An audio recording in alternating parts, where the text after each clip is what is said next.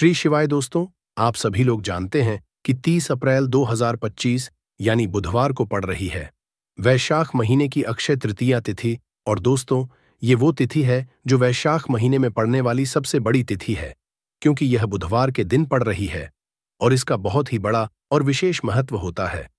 पूज्य गुरुजी ने कहा है, अगर कभी भी मौका लग जाए और वैशाख महीने की अक्षय तृतीया बुधवार को पड़ जाए तो आप लोगों को 11 चावल के दाने और एक लौटा जल वाला, ये दो उपाय तो जरूर ही करने चाहिए।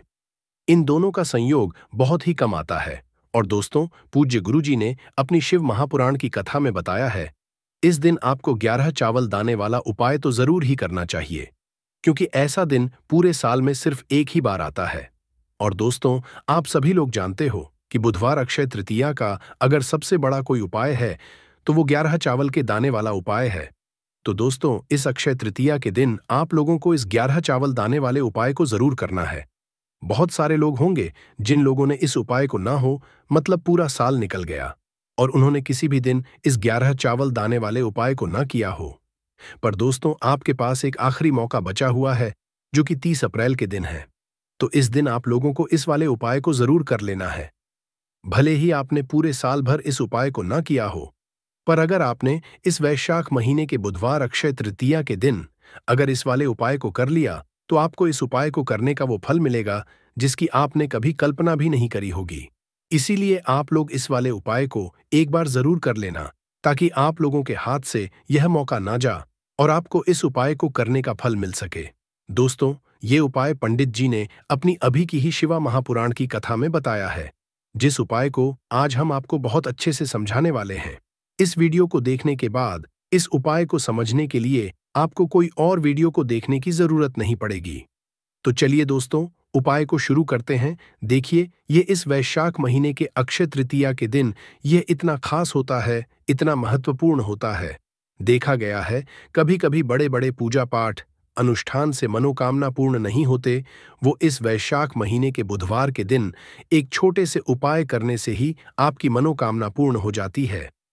और बहुत सारे लोगों ने इस उपाय को किया भी है और उनको इस उपाय को करने का फल भी जरूर मिला है।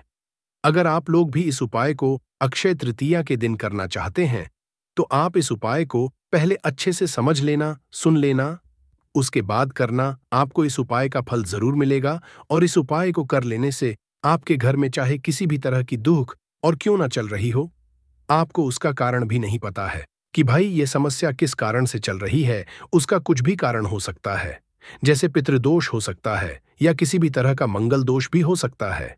तो इस दिन आप लोगों को ये वाला उपाय कर लेना है। ये एक ऐसा उपाय है जिस उपाय को अगर किसी विशेष दिन पर किया जाए तो भाई उस विशेष दिन का जो है वह तो हमें मिलता ही मिलता है, पर हमने उस दिन पर इस उपाय को किया है तो हमें उससे भी बड़ा फल मिलता है। और फल बहुत जल्दी मिलता है, क्योंकि आप इस उपाय को बहुत ही बड़े और विशेष दिन पर कर रहे हो। तो चलिए अब उपाय के बारे में बात करते हैं, लेकिन उससे पहले आप लोगों को यह जानना आवश्यक है कि आखिर यह उपाय किस समय करना है, किसको करना है और कैसे करना है। तो चलिए हम आगे आपको वीडियो में एक एक करके बता देते हैं। लेकिन उससे पहले अगर आप लोग हमारे चैनल पर नए हैं तो हमारे चैनल को सब्सक्राइब कर लेना और इस वीडियो को लाइक करके कमेंट बॉक्स में श्री शिवाय नमस्ते AUM नम शिवाय जरूर टाइप कर देना और अपने फायदे के लिए, गरीबी दूर करने के लिए इस वीडियो को पूरा देखकर जाना, तभी आपको लाभ की हासिल होगी। आज आपने वीडियो को बीच बीच में से देखा, काट काट कर देखा, तो आपको जीवन में कभी सफलता हासिल भी नहीं होगी। तो दोस्तों, इस 11 चावल के दाने वाले उपाय को हमें इस बुधवार अक्षय तृतीया के दिन कैसे करना है, किसको करना है, किस समय करना है और कहां पर करना है, ये सारे सवालों के जवाब आपको इस वीडियो में मिल जाएंगे। और जो ये वीडियो देखेगा भाई, उसको 11 चावल के दाने वाला उपाय जरूर करना चाहिए, क्योंकि इस दिन एक चावल के दाने का भी बहुत ही बड़ा और विशेष महत्व होता है। और जब बात आ जाए 11 चावल के दाने की, ये सोने पे सुहागा वाली बात हो जाती है और ये एक बहुत ही बड़ा उपाय हो जाता है इस बुधवार अक्षय तृतीया का। तो अब दोस्तों, इस 11 चावल के दाने वाले उपाय को आखिर करना किसको है, सबसे पहले हम लोग वो बात जान लेते हैं। तो देखो, घर की जो बड़ी माताएं बहनें होती हैं, उन माताओं बहनों में से कोई भी एक बड़ी माता बहन इस वाले उपाय को कर सकती है। और दोस्तों, अगर आप चाहे तो अपने घर में से सभी सदस्यों को भी इस उपाय को करवा सकते हैं। अगर किसी व्यक्ति की खुद की कोई मनोकामना है, खुद की कोई दुख और परेशानी है, जो कि वह अपने लिए ही करना चाहता है, इस वाले उपाय को तो वह खुद अपने लिए भी कर सकता है। बाकी अगर कोई घर में से ऐसा है जो कि अपने पूरे घर परिवार की सुख और शांति के लिए ये वाला उपाय करना चाहता है, तो भाई वह भी कर सकता है। उसमें भी कोई दिक्कत वाली बात नहीं है। कहने का मतलब ये है कि इस उपाय को हर एक सदस्य भी कर सकता, और पूरे घर परिवार के सदस्य के लिए घर की बड़ी माताओं बहनों में से कोई एक माता बहन भी कर सकती है। माताएं बहनें अगर घर में उपस्थित ना हो या वो यह वाला उपाय न कर पा रही हो, तो फिर घर का कोई बड़ा सदस्य भी इस 11 चावल के दाने वाले उपाय को कर सकता है, चाहे फिर वह पुरुष ही क्यों ना हो। उसमें कोई भी दिक्कत वाली बात नहीं है। अब दोस्तों, इस 11 चावल के दाने वाले उपाय को हमें करना कहाँ पर है? हमें शिव जी के मंदिर में जाकर करना है। बहुत सारे लोग प्रश्न करते हैं, हर एक उपाय को करते समय क्या हम इस उपाय को घर पर कर सकते हैं? तो इस वाले उपाय को आप घर पर नहीं कर सकते हो। इस वाले उपाय को करने के लिए आपको शिव जी के मंदिर ही जाना पड़ेगा। उसके बाद में दोस्तों, जो अगला प्रश्न निकल कर आता है वो यह आता है इस उपाय को लेकर कि आखिर इस उपाय को हमें किस समय करना है, सुबह के समय करना है कि शाम के समय करना है? तो देखो, इस वाले को आप लोग सुबह के समय भी कर सकते हो और शाम के समय प्रदोष काल में भी कर सकते हो। अब अगर आप पूछो कि भाई सबसे उत्तम समय कौन सा रहेगा इस 11 चावल के दाने वाले उपाय को करने का, तो हम आपसे बस यही कहेंगे कि इस उपाय को आप सुबह के समय करेंगे तो ज्यादा बेहतर होगा। बाकी अगर प्रदोष काल शाम के समय भी करेंगे तो भी अच्छा होगा। उसमें कोई भी दिक्कत वाली बात नहीं है। तो अब दोस्तों, जो अगली सबसे बड़ी और महत्वपूर्ण बात आती है वो ये है कि सुबह अगर हम उपाय को करेंगे तो हमें कितने बजे से लेकर कितने बजे तक के बीच में करना है, और शाम के समय प्रदोष काल में करेंगे तो हमें कितने बजे से लेकर कितने बजे के बीच में करना है। तो देखो, सुबह जितनी जल्दी हो सके आप उपाय को करने की कोशिश करना। बाकी अगर किसी कारणवश लेट भी हो जाओ, थोड़ी देर भी हो जाए, तो 10 या 11 बजे तक भी आप उपाय कर लेना, पर 12 बजे से ज्यादा देरी ना हो। ठीक है, इस बात का याद रखना। उसके बाद में दोस्तों, अगर शाम के समय प्रदोष काल की बात करें, प्रदोष काल का जो समय है होता है वो शाम के 6 बजे से शुरू हो जाता है। मतलब शाम के 6 बजे से लेकर 7 बजे के बीच का जो समय होता है, ये समय प्रदोष काल का समय होता है। पर अभी जो मौसम चल रहा है, इस मौसम में जो है शाम बहुत देरी से होती है, तो आप इस उपाय को 7 या 8 बजे के बीच में भी कर सकते हो। मतलब शाम के 6 बजे से 8 बजे के बीच में आप कभी भी इस वाले उपाय को कर सकते हो। उसमें कोई भी दिक्कत वाली बात नहीं है। अब दोस्तों, यहाँ पर इस उपाय को लेकर एक और सबसे बड़ी बात ये निकल कर आती है कि इस 11 चावल के दानों को हमें लेना कहाँ से होता है, और हमें इस उपाय को करने के साथ में क्या और कुछ भी सामग्री ऐसी होती है जो शिव जी के मंदिर लेकर जानी है। तो देखो, यहाँ पर हम आपको बता दें। सबसे पहले आप लोग ये जान लो कि यह जो 11 चावल के दाने वाला उपाय है, सिर्फ और सिर्फ आप उपाय की सामग्री लेकर कभी भी शिव जी के मंदिर मत जाना, क्योंकि हमें भगवान के सामने यह नहीं दर्शाना है कि अगर हम भगवान शिव जी के मंदिर आए हैं तो अपने फायदे के लिए आए हैं। तो इसलिए जो भी पूजन सामग्री है, उपाय सामग्री है, 11 चावल के दाने, इसके साथ में आपको पूजन सामग्री भी जरूर लेकर जाना है। देखो, अगर सुबह के समय उपाय कर रहे हो तो सीधी सी बात है, एक लोटा जल तो आप लेकर जाओगे ही जाओगे। वहीं एक लोटा जल अगर मिट्टी का जल हो तो बहुत अच्छा रहेगा। मिट्टी का जल कैसे बनाया जाता है, इसके लिए हमने पहले से बहुत सारी वीडियोस बना दी है। आपके पास इस दिन एक आखिरी मौका रहेगा मिट्टी का जल शिव जी पर चढ़ाने का और उपाय को करने का। बहुत बड़ा आपको इस दिन फल मिलेगा, तो इसलिए इस दिन हो सके तो भाई मिट्टी का जल चढ़ाना, तो अपने साथ में कम से कम एक लोटा जल तो आपको लेकर जाना ही जाना है। अगर मिट्टी का जल नहीं है तो घर का जल भी आप कर सकते हो। इसके अलावा जो भी पूजन सामग्री है, देखो 11 चावल के दाने ये अलग आपके रहेंगे, और जो आपकी पूजन सामग्री रहेगी वो अलग रहेगी। पूजन सामग्री में आप जो भी चीज लेकर जाना चाहे वो लेकर जा सकते हैं। उसमें कोई भी दिक्कत वाली बात नहीं है। वहीं अगर हम बात करें शाम के समय की, तो शाम के समय शिवजी पर जल नहीं चढ़ता है।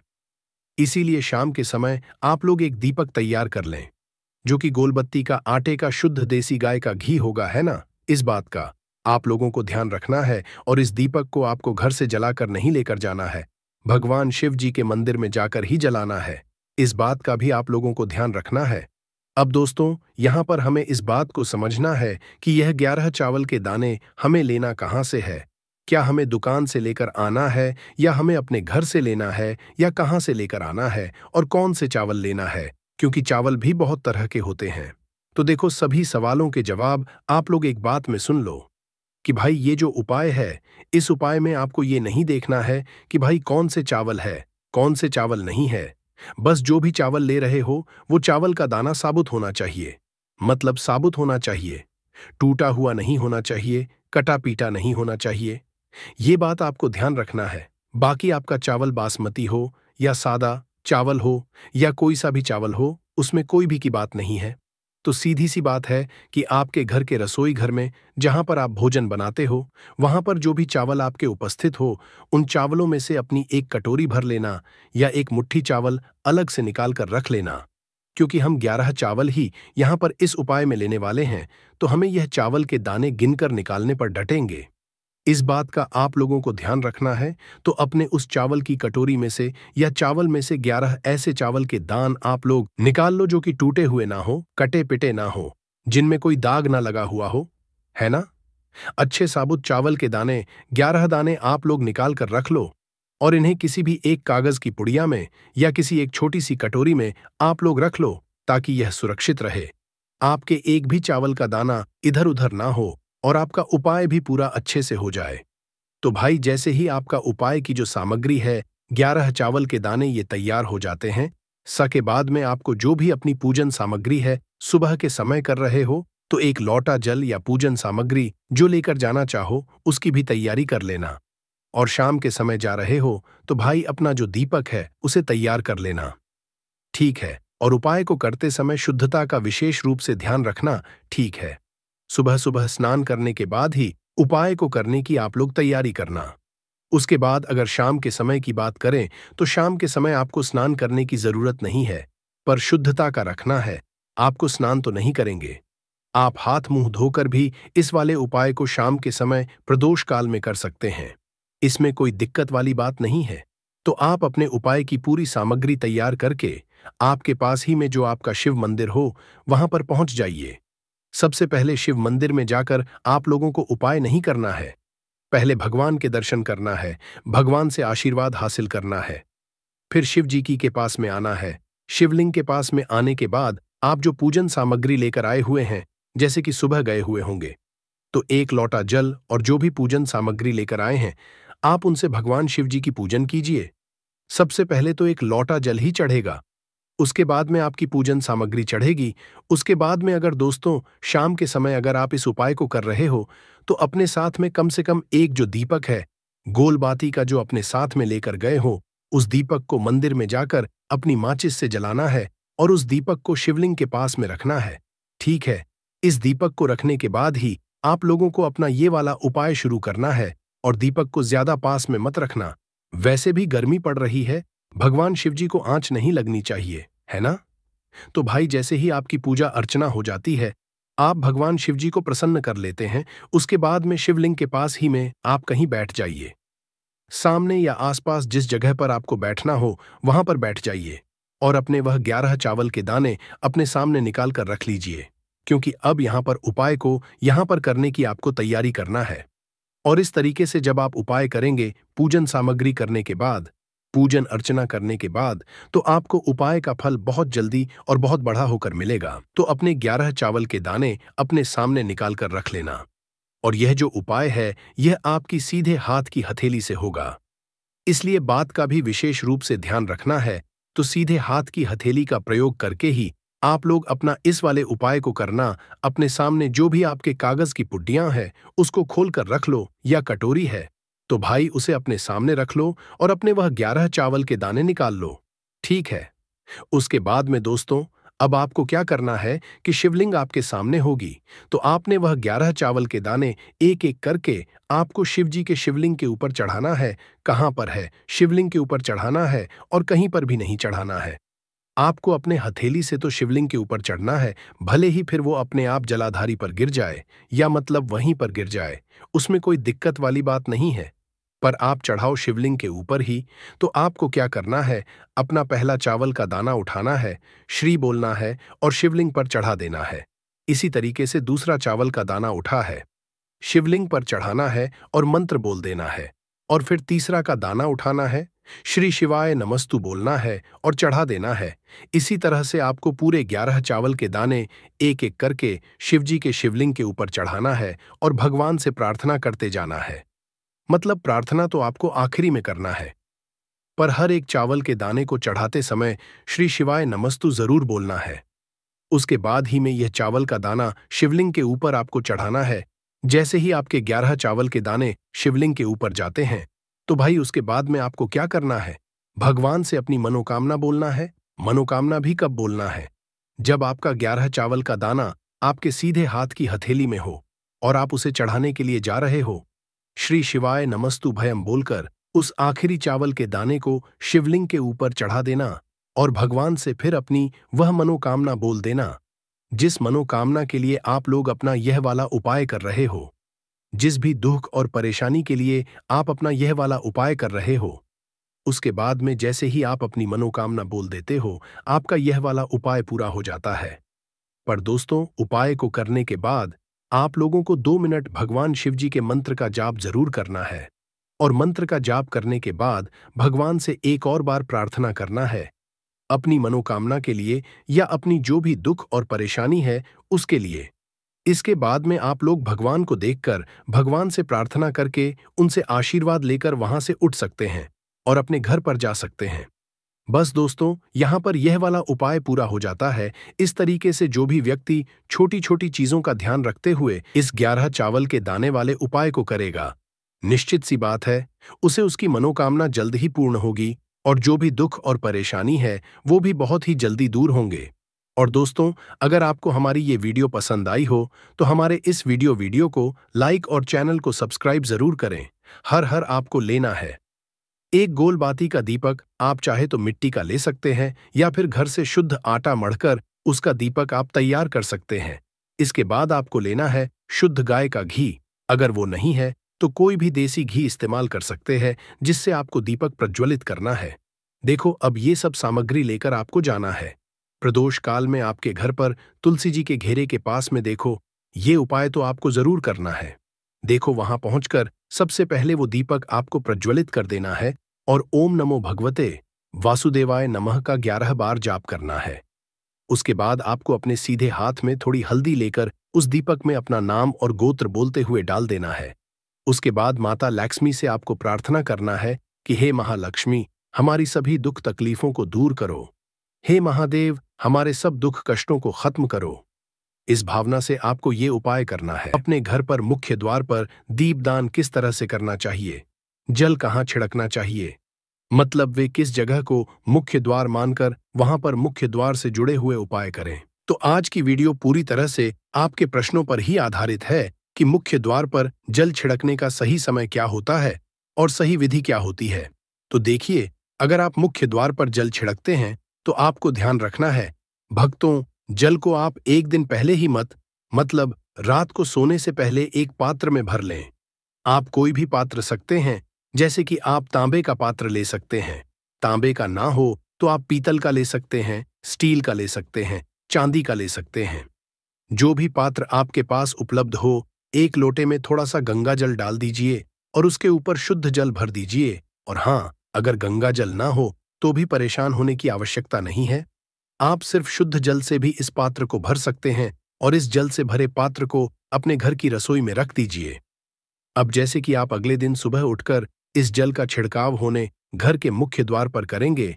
अब बहुत से भक्तों के प्रश्न आते हैं कि क्या हम स्नान से पहले यह जल छिड़क सकते हैं या फिर स्नान करना आवश्यक है। देखिए, मुख्य द्वार पर जो सुबह सबसे पहले जल छिड़का जाता है, जैसे कि जो रसोई में रखा हुआ जल होता है, यह एक तरीके से उपाय के तौर पर किया जाता है। भक्तों, घर में किसी भी तरह की परेशानी हो, किसी भी तरह के दुख दर्द रहते हो, गरीबी हो या फिर कलह क्लेश बहुत अधिक हो, मतलब किसी भी तरह की नकारात्मक ऊर्जा से आप परेशान हैं, बहुत समय से परेशानियों में ही घिरे हुए हैं, तो ऐसे में घर की रसोई में जल रखा जाता है और यही जल घर के मुख्य द्वार पर सुबह उठकर छिड़का जाता है। इस जल के छिड़काव से आपके घर की कोई भी परेशानी बहुत शीघ्र समाप्त हो जाती है।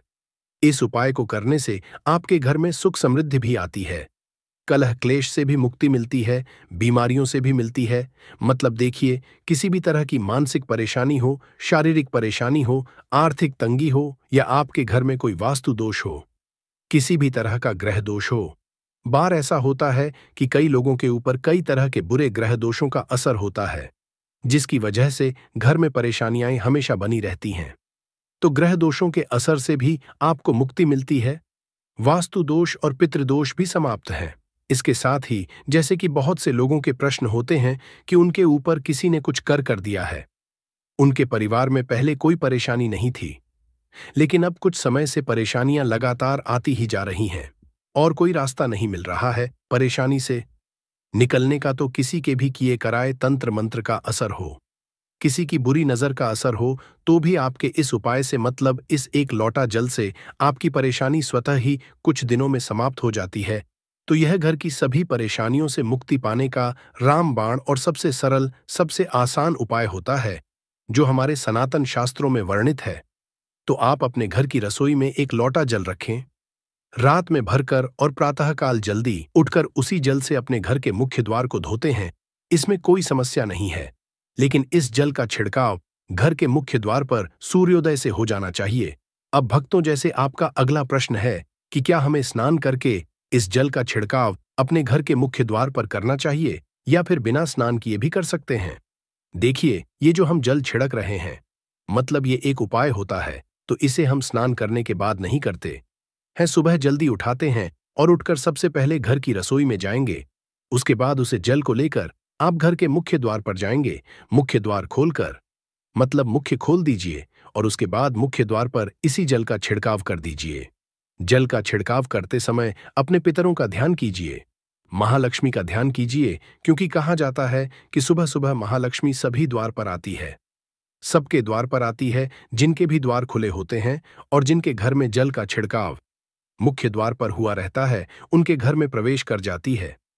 तो मां लक्ष्मी का अपने मन में ध्यान कीजिए और एक तरह से प्रार्थना कीजिए, हे महालक्ष्मी, आप मेरे घर में प्रवेश करें, मैं आपका स्वागत के लिए तैयार हूं।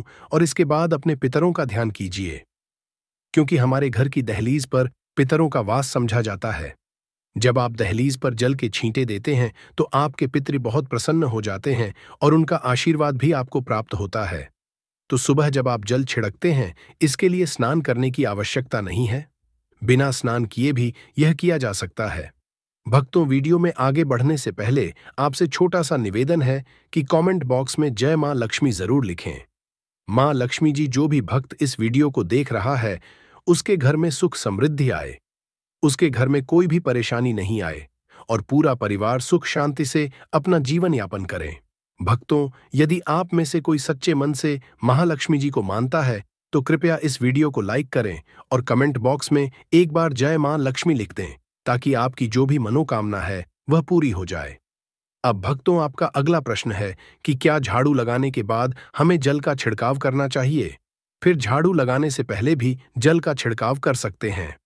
तो देखिए, जैसे मैंने आपको पहले ही बताया था कि उठने के बाद सबसे पहला कार्य जो आपको करना है वह जल का छिड़काव ही करना है। उसके बाद आप झाड़ू लगा सकते हैं।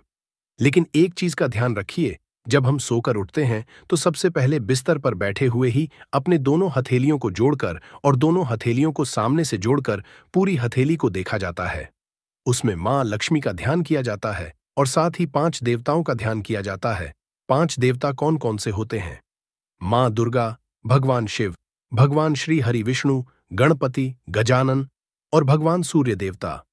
5 देवताओं का ध्यान हम अपने हाथों में ही करते हैं, हथेलियों में ही करते हैं। लक्ष्मी का मध्य, सरस्वती कर मूलतः ब्रह्मा, प्रभाते कर दर्शनम। भक्तों, इस मंत्र का उच्चारण आप चाहें तो कर सकते हैं। भक्तों, अगर नहीं करते हैं भी कोई बात नहीं, अपने इष्ट देवता और 5 देवताओं का ध्यान अपनी हथेलियों में कर लीजिए।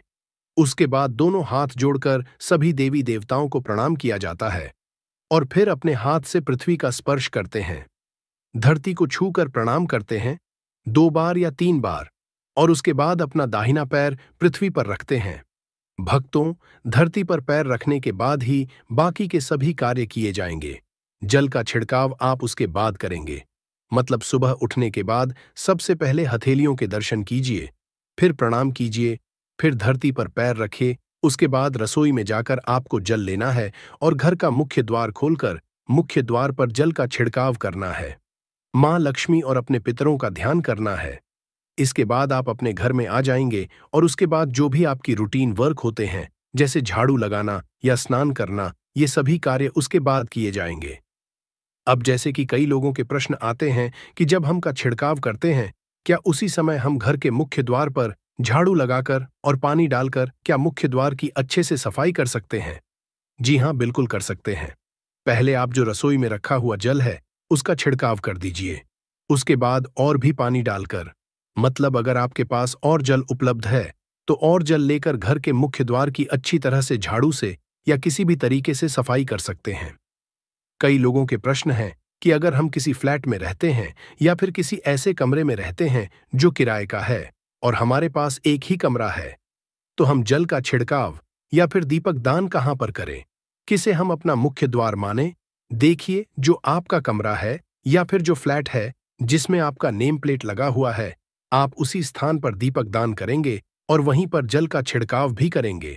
मतलब अगर एक ही कमरे का मकान है, तो आपके कमरे का दरवाजा है वहीं थोड़ा सा जल छिड़कें और वहीं पर दीपक दान भी करेंगे।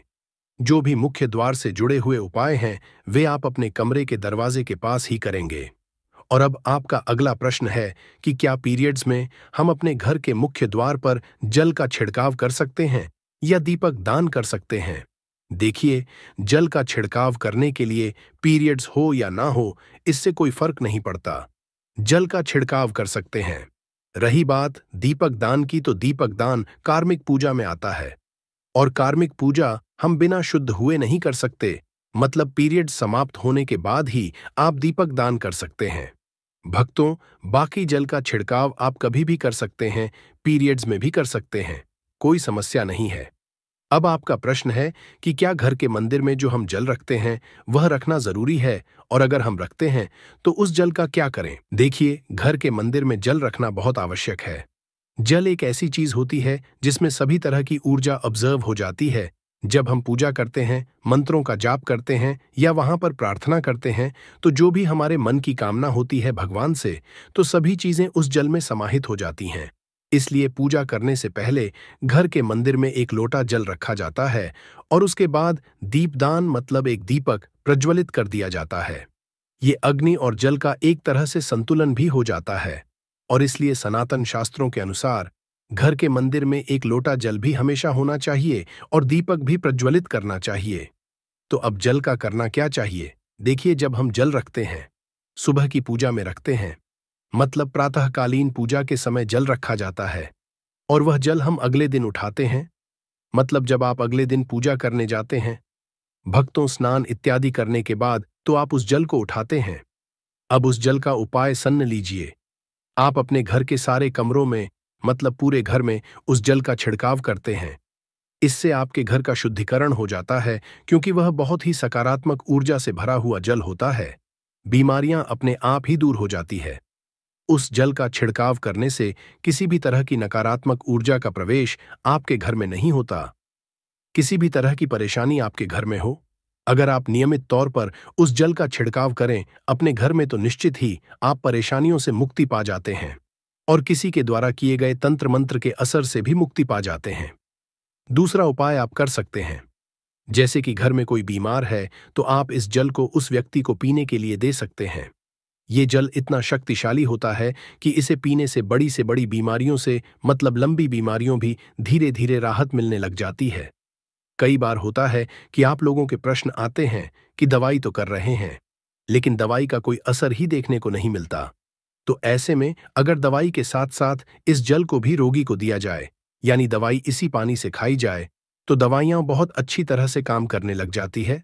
और जैसे कि परिवार में अगर बहुत अधिक कलह क्लेश रहता है, हमेशा आपस में सामंजस्य नहीं बनता है, आपस में हर बात पर मतभेद होता है, तो परिवार के सभी सदस्य इस जल में से अगर थोड़ा थोड़ा पीते हैं तो धीरे धीरे विचारों में परिवर्तन आने लगता है, सकारात्मक विचार सभी के होने लग जाते हैं और आपस में समन्वय बढ़ने लगता है।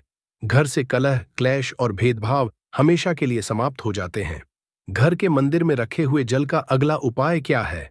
देखिए, अगर आप कोई दुकान करते हैं या कोई व्यापारिक स्थल है आपका, तो प्रतिदिन इस जल में से थोड़ा सा जल लेकर दुकान या व्यापारिक स्थल पर छिड़काव कीजिए। इसका व्यापार या काम बहुत अच्छा चलता है। मतलब किसी भी तरह की परेशानी आपके व्यापारिक स्थल पर नहीं आती है। जैसा मैंने आपको बताया, यह जो जल होता है बहुत शक्तिशाली और सकारात्मक ऊर्जा से भरा होता है।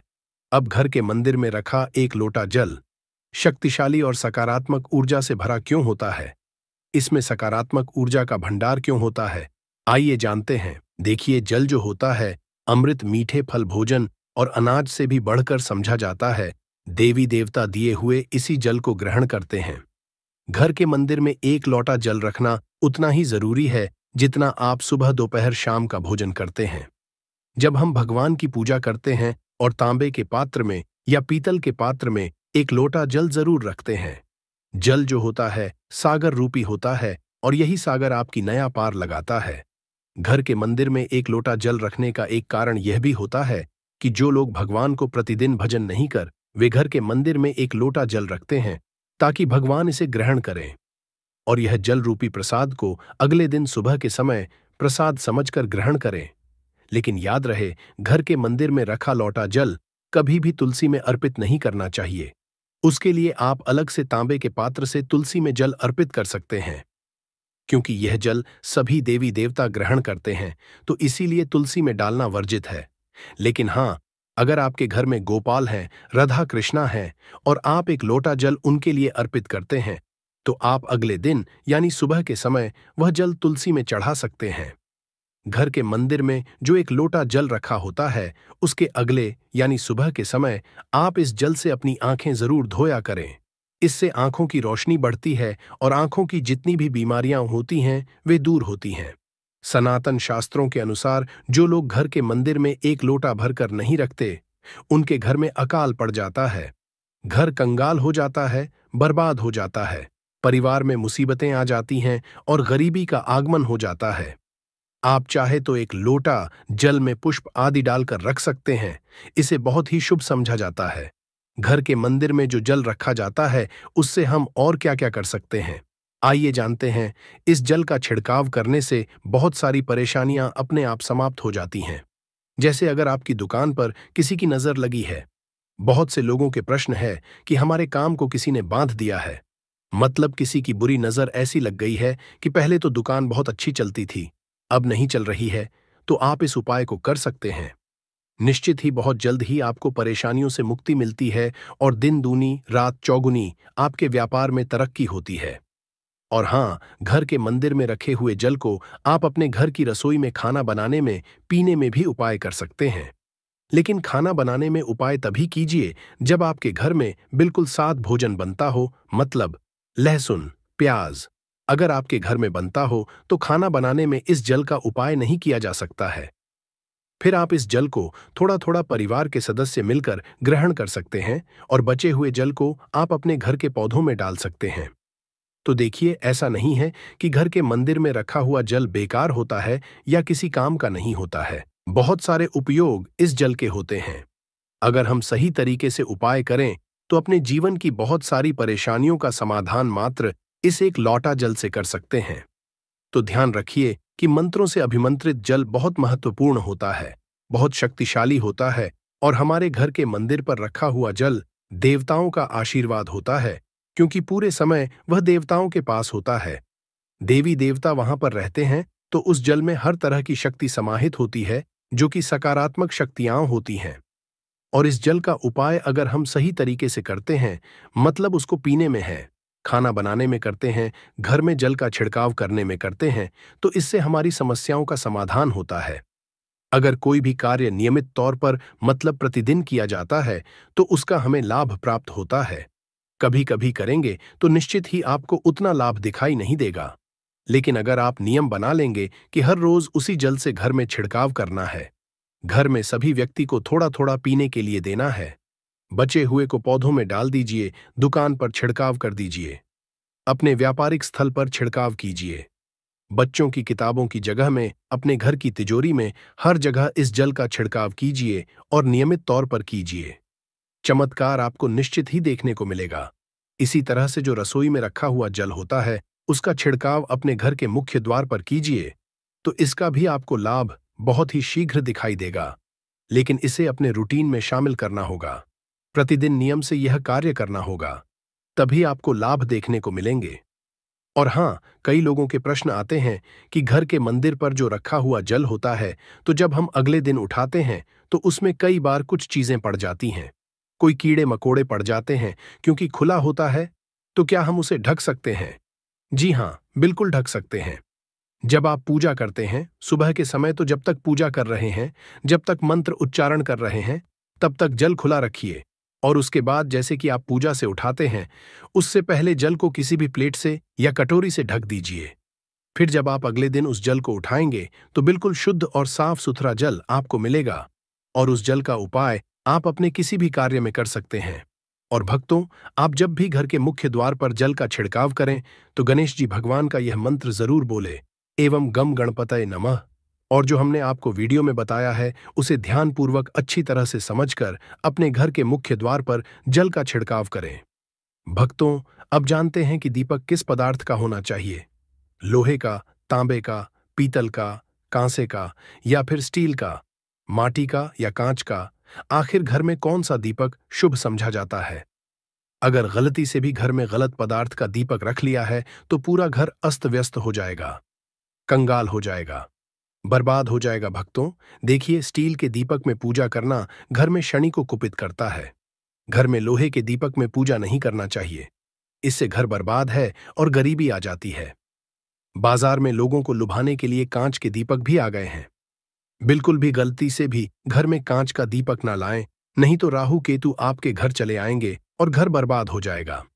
कांच का दीपक शनि और राहु को नाराज करता है, इससे निकली लौ घर में तबाही ला सकती है। कांच का गर्म होना घर में रोग दोष परेशानी उत्पन्न करता है। कच्चा। तो दोस्तों, आज की जानकारी आपको कैसी लगी? ये यकीन शास्त्रों द्वारा रसोई में इन गलतियों को करने वाला व्यक्ति हर हाल में वह निर्धन हो जाता है। उसे गरीबी का सामना करना पड़ता है, पूरे परिवार को इसका खामियाजा भुगतना पड़ता है। शास्त्रों में स्पष्ट बताया गया है कि जिस घर में मां अन्नपूर्ण जी का वास हो जाए तो मां के साथ साथ सभी देवी देवता एक साथ निवास करते हैं। ऐसा करने वालों के घर में अनाज का भंडार धन दौलत से भरा रहता है। जिस भी व्यक्ति के घर में ये गलतियां अगर होती तो इसे आप मामूली ना समझे और ना ही नजरअंदाज करने की गलती करें। आपका पूरा घर निधन हो सकता है। दोस्तों, व्यक्ति अगर जीवन में सफलता करना चाहता है तो उसके लिए सबसे ज्यादा जरूरी है उसके स्वास्थ्य का सही होना। और उसका शरीर अगर स्वस्थ होता है तो व्यक्ति सदैव ही अपने लक्ष्य को हासिल कर सकता है। ऐसे में शास्त्रों के अनुसार अगर आपका रसोई घर अच्छा है, उसमें ये गलती नहीं होती है, तो मां अन्नपूर्णा आपसे प्रसन्न हो जाती है, आपको मालामाल कर देती है। तो चलिए जानते हैं कौन सी है वो गलतियां हैं, परंतु उससे पहले दोस्तों, आपसे रिक्वेस्ट है कि वीडियो को लाइक करें, अपने दोस्तों के साथ शेयर करें, और अगर आपने अभी तक चैनल को सब्सक्राइब नहीं किया तो सब्सक्राइब करके बेल आइकॉन जरूर प्रेस करें। दोस्तों, नंबर 1, महिलाएं ऐसी होती हैं जो खाना बनाने से पहले स्नान नहीं करती, हाथ पांव नहीं धोती, रसोई घर में खाना बनाते समय इधर उधर जैसे बाल में या मुंह पर हाथ लगाती है और फिर बगैर हाथ धोए बिना हाथों को साफ किया खाना बनाती है, तो ऐसे में खाना दूषित हो जाता है। इस तरह का खाना खाने पर घर परिवार में बीमारी आती है। माता अन्नपूर्णा जी नाराज हो जाती हैं। ऐसे घरों में दरिद्रता का वास हो जाता है। ऐसे घर में रहने वाले व्यक्ति कामयाबी हासिल नहीं कर पाते और राहु केतु का भी बुरा प्रभाव पड़ता है। इसीलिए गलती कभी भी नहीं करनी ही चाहिए। सदैव स्वच्छ हाथों से ही खाना बनाना चाहिए। ऐसा करना माता अन्नपूर्णा को अति प्रसन्न करती है।